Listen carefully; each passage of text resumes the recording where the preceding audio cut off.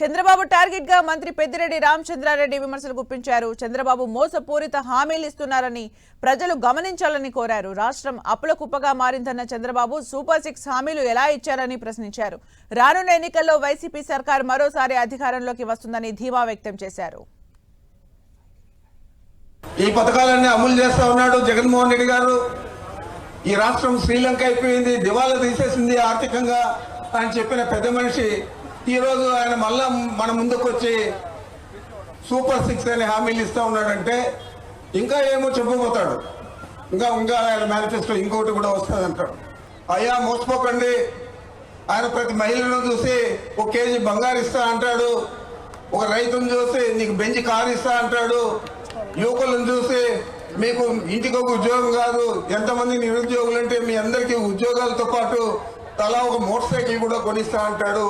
ఇవన్నీ అమలు చేస్తారా లేదా, ఇతను గతంలో ఏం చేశాడు అని ఆలోచన చేయండి అని చెప్పి జగన్మోహన్ రెడ్డి గారు చెప్తానే ఉంటారు.